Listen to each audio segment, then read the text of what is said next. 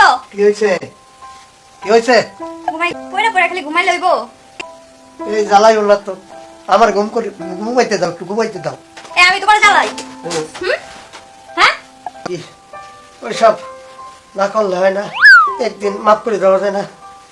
এই গোলামের ঘরে গোলাম, বউর কাছে যে মাপ চাস তো লজ্জা করে না? যে বাবা মা প্রেম করে বিয়ে করেছে, দীর্ঘ সময় সংসার জীবন অতিক্রম করেছে, তাদের সন্তান সন্ততি বড় হয়েছে, সেই সন্তানের ছেলে বা মেয়েটি যদি প্রেমে জড়িয়ে যায় বা প্রেম করে, তাহলে ওই বাবা মার চক্ষুশূলে পরিণত হচ্ছে, অর্থাৎ তারা প্রেমকে মেনে নিচ্ছে না। কেন?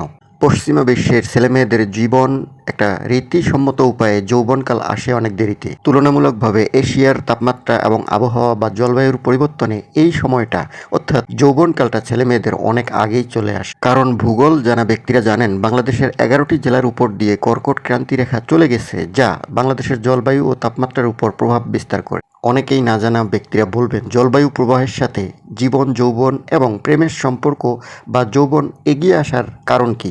আমি বলছি সোজা কথায়। কেমন আছেন সবাই? আসুন সংক্ষেপে কিছু জেনে নিই। বাংলাদেশে এখনও গ্রামীণ পরিবারগুলোতে রক্ষণশীলতা দেখা যায়। কেমন? ছেলেমেয়েদের অবাধ প্রেম বাবা মায়ের চোখে পড়লে তা যেন অনেকেই চোখের কাঁটা হয়ে যায়। এটা বাবা মায়েদের একটা ইগো বা আত্ম অহমের ব্যাপার। তারা এই প্রেমকে সম্মানহানির চোখে দেখে। বিশেষ করে এশিয়াতে ধর্মীয় কালচারটা বেশি থাকার কারণে বিষয়টাকে সামাজিকভাবে অনেকটাই নেগেটিভভাবে দেখা হয়, যেখানে একটা যুবকের চাকরি পর্যন্ত তার বাবা মা অপেক্ষা করেন তাকে বিয়ে দিতে।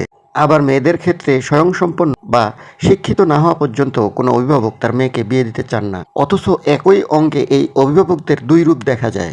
প্রথমত, তারা অনেক ধার্মিক। এশিয়ার দেশগুলো মূলত ধর্মভীরু, অর্থাৎ কোনো দেশ মুসলিম ধর্মের, কোনো দেশ হিন্দু ধর্মের বা অন্য অন্য ধর্মাবলম্বী দিয়ে পরিপূর্ণ এই দক্ষিণ এশিয়ার রাষ্ট্রগুলো। যে ধর্ম তাদের সমাজ ও পরিবারকে রক্ষণশীল করেছে, এতে কারো আপত্তি থাকার কথা নয়। তবে এই ক্ষেত্রে বাবা মায়েদের ভূমিকা দুই ধরনের ক্ষেত্রে দুই ধরনের রূপ তারা দেখান। যেমন তারা একদিকে প্রেমকে সমর্থন করেন না, অবাধ মেলামেশাকে ঘৃণা করেন, ঠিক তদ্রূপ তারা একটা নির্দিষ্ট সময়ের আগে তার সন্তানদের বিয়ে দেন না। যেমন বললাম, মেয়েদের ক্ষেত্রে তাদের উচ্চশিক্ষিত বা শিক্ষিত না করে বিয়ে যেমন দিতে চান না, তেমনই একটা ছেলেকে চাকরিজীবী বা পায়ের উপর না দাঁড়ানো পর্যন্ত তারা বিয়ে দিতে চান।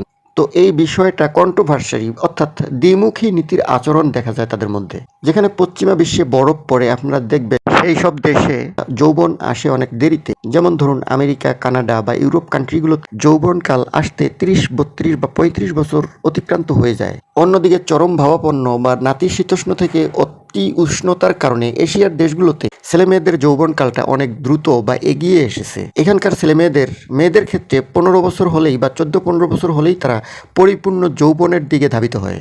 তেমনি ছেলেদের ক্ষেত্রে তারা 15 থেকে 17-18 দিকে গেলেই যৌবনের উতলা হয়ে যায়। পশ্চিমা বিশ্বের সাথে যদি আমরা এই বিষয়টাতে একত্রে করি বা মিলাই, তাহলে আমাদের ছেলেমেয়েরা যে এই বয়স পর্যন্ত, অর্থাৎ একটা মেয়ে স্বাবলম্বী বা শিক্ষিত হতে প্রায় 25, 26 বা 27 বছর লেগে যায়। ধরুন কোনো ইউনিভার্সিটি বা মেডিকেল বা রুয়েট, চুয়েট, কুয়েট যেখানেই পড়ুক না কেন, তাদের এই গ্র্যাজুয়েশন কমপ্লিট করতে কিন্তু 25 থেকে 27 বছর পর্যন্ত চলে যায়। অন্যদিকে একটা ছেলে এই গ্র্যাজুয়েশন কমপ্লিট করার পরে তার চাকরি জীবনে প্রবেশ করতে আরও 5 বছর চলে যায়। তাহলে এই ছেলে বা মেয়েগুলো কি তাদের মন, তাদের শারীরিক চাহিদাকে কি দিয়ে পূরণ করে বা করবে?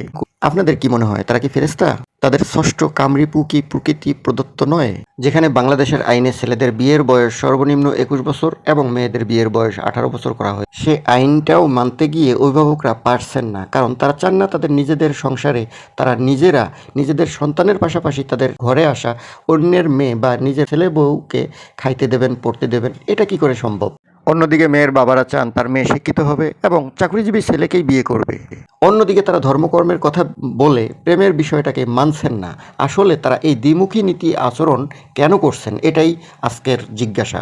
এক্ষেত্রে অভিভাবকরা দেখেও না দেখার ভান করেন, অর্থাৎ তারা ধর্মও মানতে চান, আবার এই বিষয়গুলোকে ঘৃণার চোখে দেখেন। তাহলে আসলে তারা কোথায় দাঁড়িয়ে আছেন, সত্যের উপর নাকি দ্বিমুখী নীতির উপর? এই বয়সটা অতিক্রম করতে গিয়ে ছেলেরা স্কুল কলেজে বা মেয়েরা স্কুল কলেজে গিয়ে তারা কিন্তু তাদের চাহিদাকে নিবৃত্ত করছে না। যে কারণে গড়ে উঠছে বিভিন্ন পার্ক, শহরের বিভিন্ন অলিগলিতে রেস্তোরাঁ, যে রেস্তোরাঁয় প্রাইভেটাইজেশন বা গোপন কামরা, অথবা ছেলে বা মেয়ে ইউনিভার্সিটিগুলোতে যে মেস বা ব্যক্তিগত যে বাড়িতে বাড়ি ভাড়া নিয়ে থাকেন, সেখানে কিন্তু তারা অবাধে মেলামেশা চালিয়ে যাচ্ছেন। তাহলে একজন অভিভাবক কেন এগুলো দেখেও না দেখার ভান করে চলছেন? প্রশ্নটা এখানেই। তারা না পারছেন সর্বনিম্ন বয়সে বয়সে বিয়ে দিতে না পারছেন সঠিক সময়ে তাদের দায়িত্ব পালন করতে, আবার এদিকে প্রেমকে মেনে নিচ্ছেন। তবে ছেলেমেয়েরা কিন্তু বসে থাকছে না, তাদের নিজস্ব চাহিদা বা বিষয়গুলোকে তারা কিন্তু পূরণ করছে। তারা ফেরেস্তা নয়, তারা শয়তানও নয়, অর্থাৎ তাদের কামরিপু দেওয়া হয়েছে।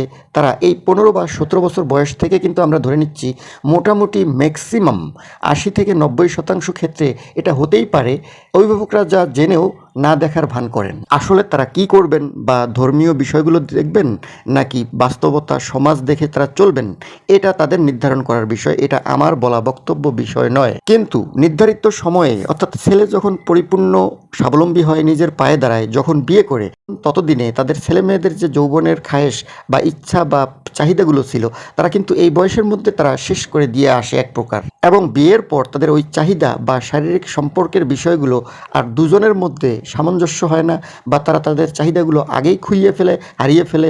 ফলে সংসার জীবনে, দাম্পত্য জীবনে অশান্তি নেমে আসে। প্রতি 40 মিনিটে একটা বিবাহ বিচ্ছেদের এটা কি একটি কারণ নয়? আপনি কি মনে করেন? যে ছেলেটির তার যৌবন খুইয়েছে, সে বিয়ের পর কতটা আগ্রহী বা কতটা সামর্থ্য রাখে? যে মেয়েটি দিনের পর দিন তার ইচ্ছা পূরণ করেছে, সে বিয়ের পর তার কতটা ইচ্ছা পোষণ করবে? কথাগুলো শুনতে খারাপ লাগলেও কথাগুলো বাস্তব কিনা নিজেকে প্রশ্ন করে দেখুন। সমাজের দিকে তাকান, নিজের সিদ্ধান্তের দিকে তাকান এবং বাস্তবতা পরখ করুন। আমার কথা দিয়ে আপনাকে বিচার করতে হবে না। তো সর্বশেষ যে কথাটি, সেটি একটি ছেলে পরিপূর্ণ স্বাবলম্বিতা অর্জন করতে গেলে বিয়ের পর দেখা যায় তার আর শরীর, স্বাস্থ্য সব কিছু অ্যাডজাস্টমেন্ট থাকে না। একটা পরিবারের প্রতি, একটা সমাজের প্রতি, একটা রাষ্ট্রের প্রতি ধীরে ধীরে তাদের দায়িত্ব, কর্তব্য কমে যায় বা নষ্ট হয়ে যায়, যার থেকে আসে স্বামী স্ত্রীতে মনোমালিন্য, বিবাহ বিচ্ছেদের সংখ্যা বাড়ার। এটা একটা কারণ বলে আমি মনে করি। আপনাদের ভিন্ন কোনো মতামত থাকলে কমেন্টে জানিয়ে দিন, ভালো লাগলে লাইক দিন। চ্যানেলটি এখনও সাবস্ক্রাইব করে না থাকলে সাবস্ক্রাইব করুন, যাতে পরবর্তী ভিডিওগুলো আপনারা পেতে পারেন।